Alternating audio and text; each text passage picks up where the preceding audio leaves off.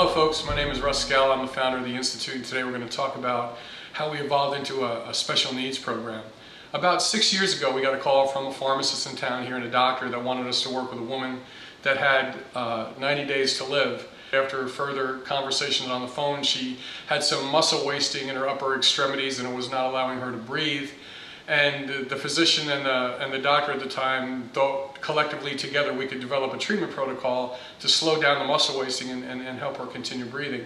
So that was our first special needs patient, and since that time we developed a model that looks at transplant patients, neurological patients, people with depression, and we just started expanding on that over the years, and we sort of look at things with different testing, different blood work.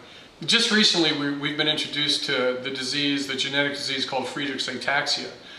We immediately pulled our team together. We started looking at the MS patients we work with, the Alzheimer's patients that we worked with, and a lot of neurodegenerative diseases, age-related neurodegenerative diseases, and what happens, what traditional medicine does, what are the treatment protocols, and we came up with some interesting things to look at. We're going to look at multiple metabolic markers, and those markers are going to allow us to slow down oxidative stress, free radical damage, demyelinization.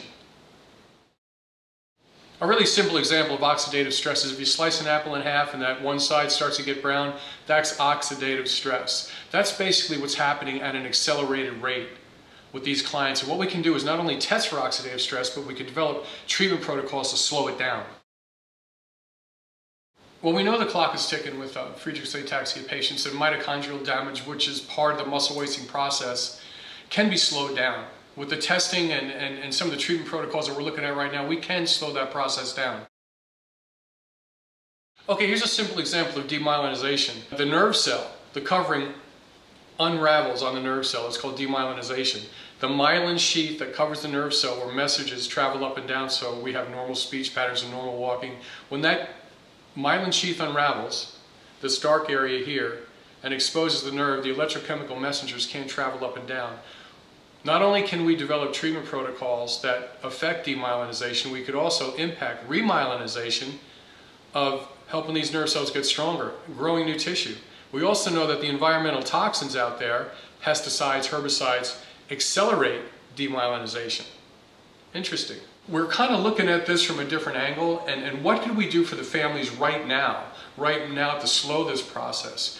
What could we do right now for the patients that are biochemically unique? Because we know one treatment protocol isn't going to fit everybody. And a lot of times physicians and large companies look for a drug, and when you're looking for a drug, even that drug isn't going to work with everybody. So that being said, we want to develop treatment protocols that are transparent and ubiquitous across the illness, and also focuses on slowing down the progression of the disease.